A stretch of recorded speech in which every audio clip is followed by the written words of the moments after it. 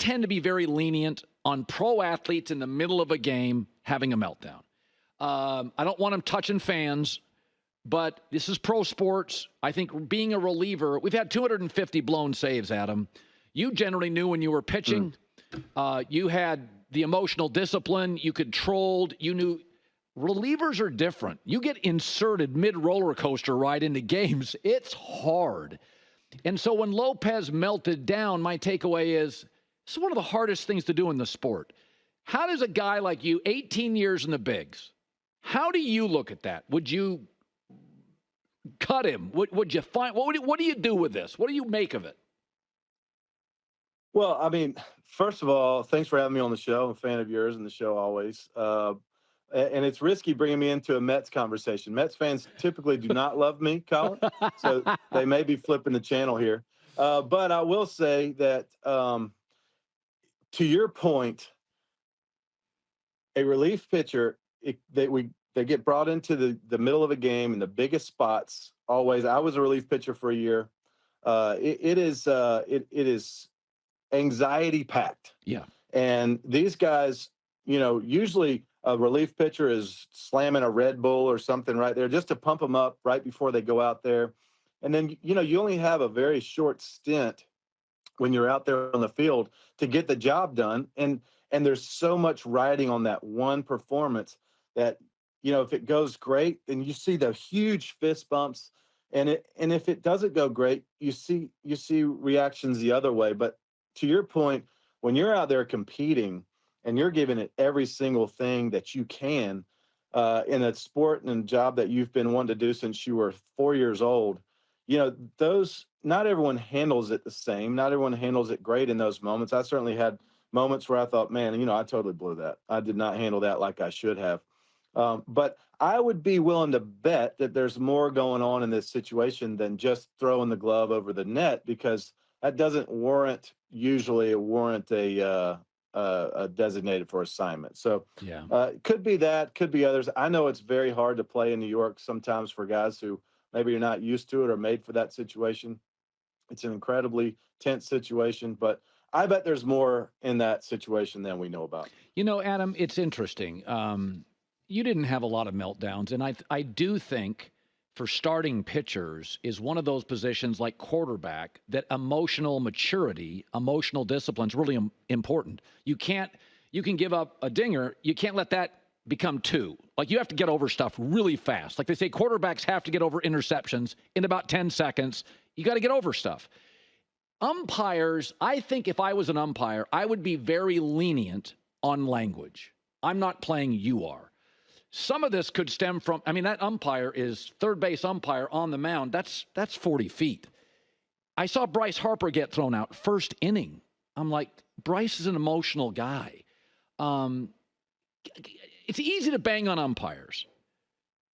But from the outside, as a casual, I look at it and I think some of these guys are thin-skinned. Do you think that's an issue? Did you feel sometimes it was an issue? Umpires, pitchers, not being lenient, not understanding these high leverage situations and the stress that's involved in them. Well, I do think that, for one, I have to say umpiring is one of the hardest jobs. That is not easy. All these bang plays and very close calls, pitch nasty slider or sinker that's moving 100 miles an hour or 90-mile-an-hour slider that's an inch off the plate. That's not an easy situation. Now, I will say there are certain umpires that everyone knows have thinner skin than others. There's other umpires that you can yell at till you're blue in the face, and they're not going to have any reaction at all. You have to know, as a performer, though, you're supposed to know who those guys are. I don't think everyone does necessarily know those ins and outs of the umpiring world.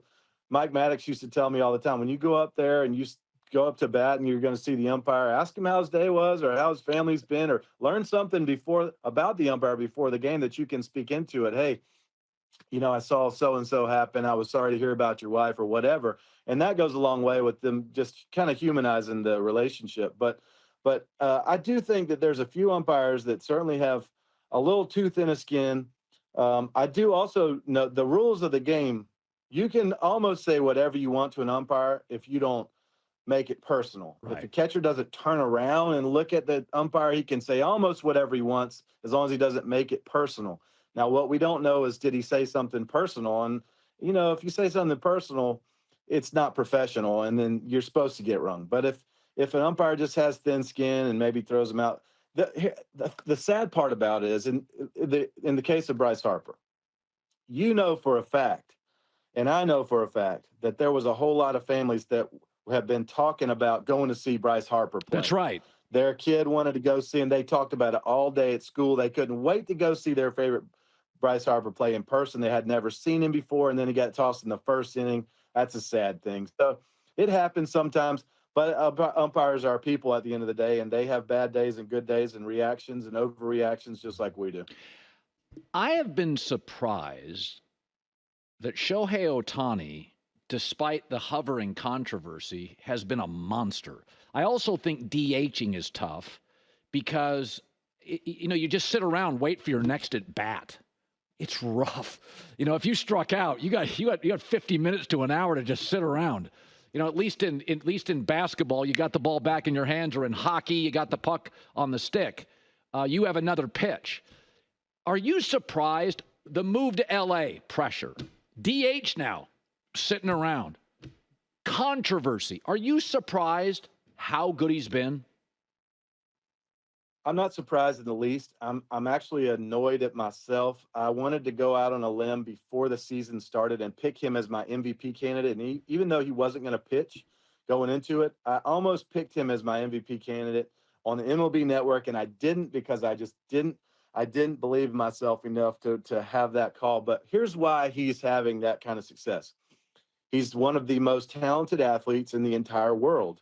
And going back to his days as a youth athlete, where he wrote out his goals. Have you seen that sheet of paper where he wrote out his goals? No. He wrote out his goals for every year of his career, what it was going to be like. This year, I'm going to win and we're talking about, he was like 10 years old. This year, I'm going to win the MVP. This year, I'm going to win. This will be my first Cy Young. This will be my first All-Star appearance. This will be my second MVP. He's been preparing himself for this since he was a little kid. And now when he gets into these big spotlights, it's exactly where he wants to be. And I'm telling you right now, I know LA is a lot of pressure, but there's not more pressure than him playing in his home country of Japan when he's the biggest star in that entire country. That to me is probably even more pressure. He's able to go out and play free. He's got Mookie Betts and Freddie Freeman and a team full of incredible all-star caliber players. He is thriving because he's unbelievable, and he's the most talented player. I remember when he was in Anaheim, my friend Dexter Fowler was there. I said, "All right, give me the lowdown on this guy, Dexter." Dexter said, "All right, Bueno, you don't understand. He's the fastest guy on the team." I said, "Faster than Trout?" He goes, "Way faster than Trout." He goes, "He has the most power on the team." I go, "More than Trout?" He goes, "Way more than Trout." I go, "Not way more." He goes, "More than Trout." He said, "He has the best arm I've ever seen." I go, "More than Trout?" No, I didn't say that. But I said, "Just like the best arm you've ever seen?" He goes, "The best arm I've ever seen." He said, "He's got everything you can do on a baseball field. He does it the best I've ever seen. He's the best base runner. He could be the best outfielder if he wanted to be." He said he's the most talented player he's ever seen. And for Dexter to say that, I took it seriously, and now we've seen it. It's real. Yeah. Dodgers, 4 of the top 10 National League hitters. Okay, we're running out of time. I got a minute. Hey Y'all is a studio album you released in early April. You worked on this for years, I would imagine. How long did you work on this album?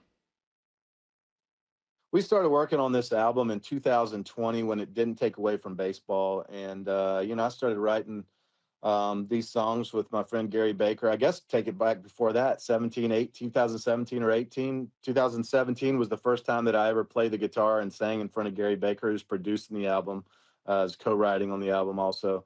And he wrote a song called I Swear, which everybody's heard, and a song called I'm Already There, and 6 other number 1 hits. I think he's got 8 number 1s. And my other co-writer, Greg Barnhill, is just an incredible number 1 type caliber all-star MVP, in the music world type of player. And I've been writing with these people and singing with these people for a long time now. It's an incredible blessing. And we've been working on it for a few years. We're proud it's out there. You can get it anywhere you get your music on Spotify, iTunes. Gary, come say hey. This is Gary Baker. This is Colin Cowherd's show, The Herd. What's up? Hey, buddy. Gary. I don't know where I'm at, but I'm a big fan of yours, man. Oh, I appreciate He's it. a Hall of Famer right here. Next time you're on the show, Yeah. you could do a little duet for us. How about you do that? Make some promises right now and stand on them. Hey, just say when. Just say when. I will. I appreciate you, man. Thanks for letting us We come want to on. have you on again. Great stuff. Adam Wainwright, a legend, 18 years with the Cardinals. Hi, everybody. It's me, Uncle Colin. Subscribe here to get the latest from the Herd, including exclusive behind-the-scenes videos and more, wherever you may be, however you may be watching. Thanks again for making us part of your day.